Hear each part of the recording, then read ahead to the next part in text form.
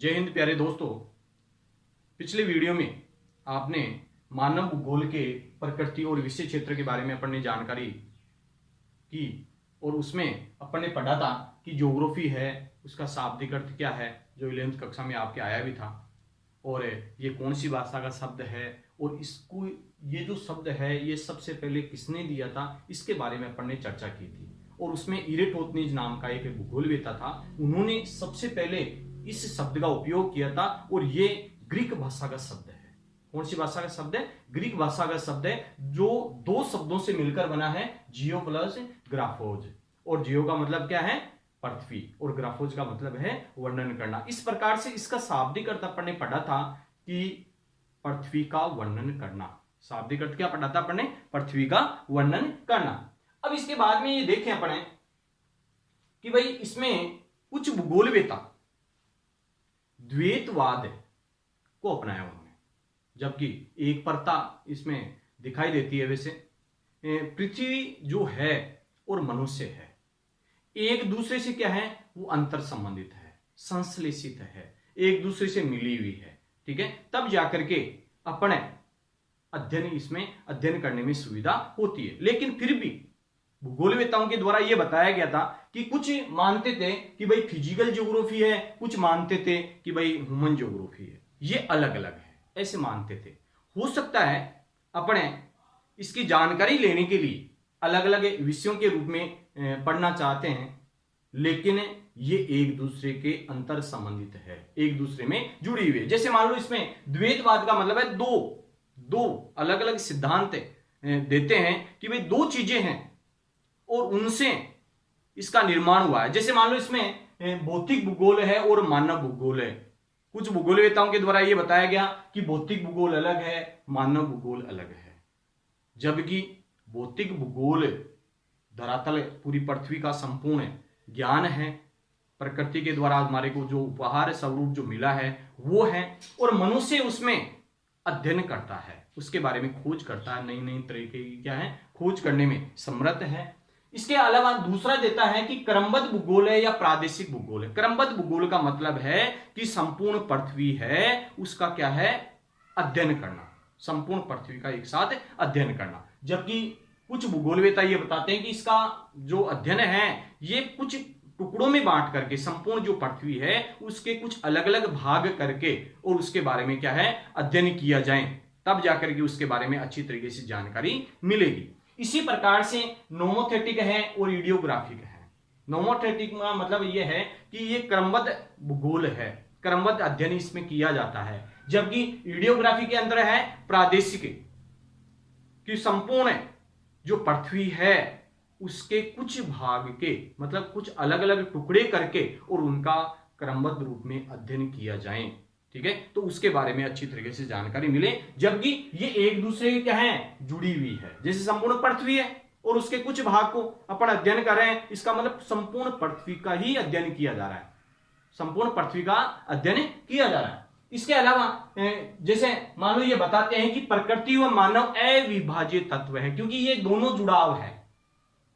भौतिक भूगोल है तो मानव भूगोल है, मानव भूगोल नहीं है तो भौतिक भूगोल भी नहीं है।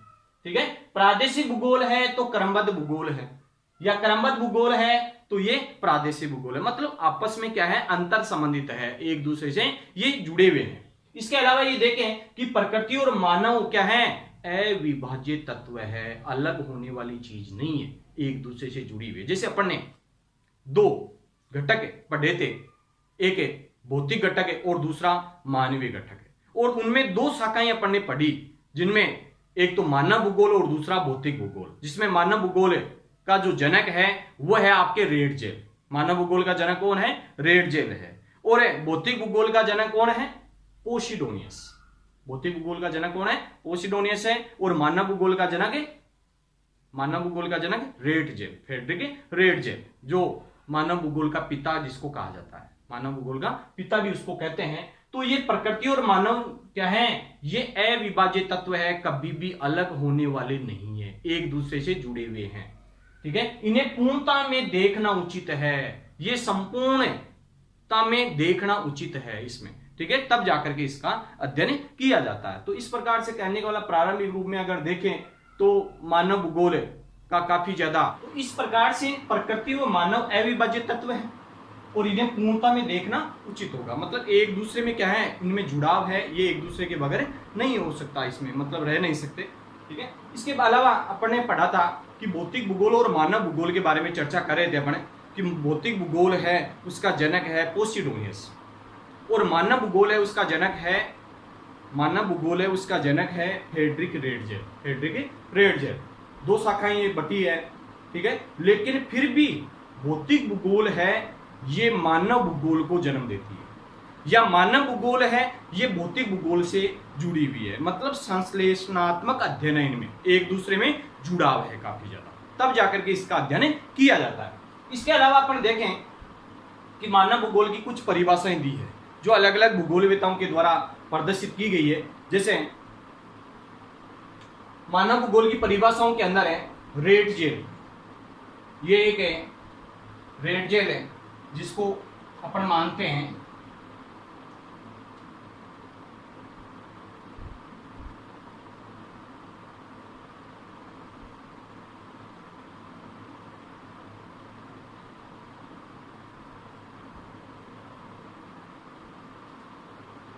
रेडजेल वैसे ये जर्मनी का है,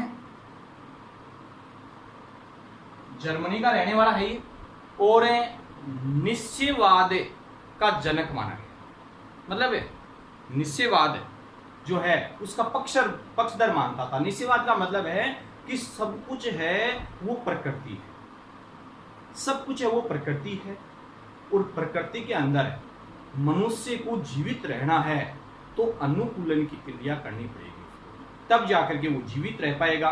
ये अटल सत्य है। मतलब प्रकृति सब कुछ है, मनुष्य उसमें केवल परिवर्तन करता है, लेकिन प्रकृति के अनुसार वो परिवर्तन करेगा तब तो जाकर के सही है, अन्यथा विनाश की ओर अग्रसर होगा। इस प्रकार से मानव भूगोल की कुछ परिभाषाएं दी है और उसके अंदर रेडजेल महोदय है। रेडजेल महोदय वैसे जर्मनी का है और निश्चयवाद का समर्थक रहा है वो। ठीक है, और उन्होंने एक परिभाषा दी कि मानव भूगोल मानव समाजों और धरातल के बीच संबंधों का संश्लेषित अध्ययन है। कि मानव भूगोल है ये मानव समाजों और धरातल के बीच संबंधों का क्या है, संश्लेषित अध्ययन है। और उन्होंने संश्लेषण पर अधिक जोर दिया है। किस पर ज्यादा जोर दिया है उन्होंने? संश्लेषण पर अधिक जोर दिया। मतलब एक दूसरे की क्या है, मिला हुआ है, एक दूसरे से मिला हुआ है, जुड़ाव है इनके अंदर। ठीक है, तो मानव भूगोल है ये मानव समाजों और धरातल के बीच संबंधों का संश्लेषित अध्ययन है। ये कहां का रहने वाला है? रेडजेल जर्मनी का है और ये किसका पक्षधर है? निश्चयवाद का। ठीक है, इसके बाद में दूसरा देखें तो एलन सी सैंपल है, ये रेडजेल की शिष्या थी। रेडजेल की शिष्या है, मतलब स्टूडेंट है इनकी, और ये अमेरिका की रहने वाली है। अमेरिका, इनका संबंध किससे है? अमेरिका से है। और उन्होंने ये बताया कि मानव भूगोल है अस्थिर पृथ्वी। मानव भूगोल है ये अस्थिर पृथ्वी। अस्थिर का मतलब पृथ्वी स्थिर नहीं है, ये घूर्णन क्रिया करती है, ये अपने चारों ओर घूमती है, सूर्य के चारों ओर घूमती है, इस प्रकार का ये कार्य करती है। तो अस्थिर पृथ्वी और क्रियाशील मानव के बीच परिवर्तनशील संबंधों का अध्ययन है। परिवर्तनशील संबंधों का अध्ययन है, मतलब परिवर्तनशीलता पर वो ज्यादा फोकस किया इसने। किस पर ज्यादा मतलब है फोकस किस पे किया है? ज्यादा परिवर्तनशीलता पर। तो मानव भूगोल है ये अस्थिर पृथ्वी और क्रियाशील मानव के बीच परिवर्तनशील संबंधों का अध्ययन है, अर्थात गत्यात्मकता पर।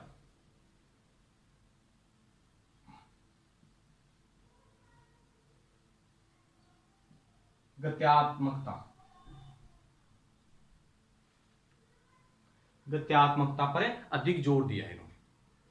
मतलब गत्यात्मक है, क्रियाशील है, क्रियाशील पर अधिक जोर दिया है। एलन सी सैंपल रहने वाली कहां की है? ये अमेरिका की है। ठीक है, ये भी किसकी शिष्या है? रेडजेल की स्टूडेंट है मतलब। ठीक है, और ये भी निश्चयवाद विचारधारा की समर्थक रही है।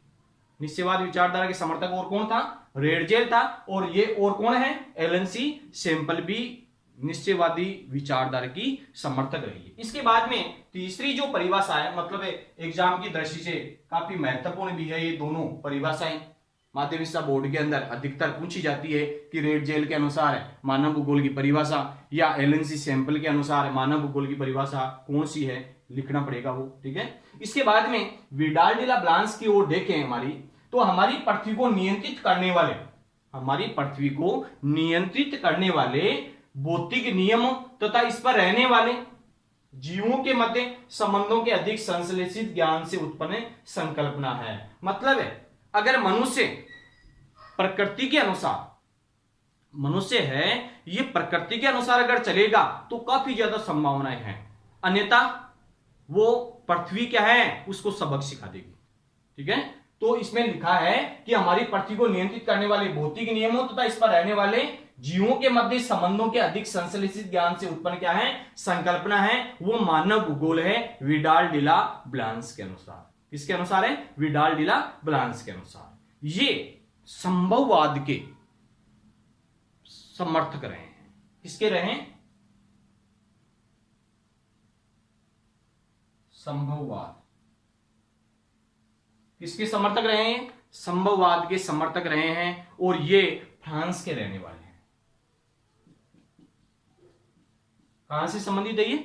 फ्रांस से संबंधित है ये, फ्रांस के रहने वाले हैं, ठीक है। और संभववाद के उसको जनक भी कहा गया है विडाल डी ला ब्लांस को, क्योंकि उन्होंने ये बताया कि हमारी पृथ्वी को नियंत्रित करने वाले भौतिक नियम हैं, ठीक है, और इस पर रहने वाले जीवों के मध्य संबंधों के अधिक संश्लेषित ज्ञान से उत्पन्न संकल्पना को प्रदर्शित किया है। संश्लेषित पर उन्होंने क्या है ज्यादा जोर दिया है। किस पर ज्यादा जोर दिया है? संश्लेषण पर अधिक जोर दिया है। तो इस प्रकार से कहने का मतलब है मानव भूगोल की प्रकृति है, विषय क्षेत्र है, ठीक है। इसकी प्रकृति के बारे में अगर देखें तो कब, क्यों, कहां, कैसे, ठीक है, आदि के बारे में जानकारी मिलती है, ठीक है। आदि के बारे में खोज करते हैं, नई तरीके की खोज करते हैं, ठीक है। प्रकृति के अनुसार क्या है, कैसे है, क्यों हुआ ऐसा, ठीक है, किस प्रकार से बना, इसके बारे में जानकारी मिलती है। नेक्स्ट अपने पढ़ेंगे नेक्स्ट वीडियो के अंदर।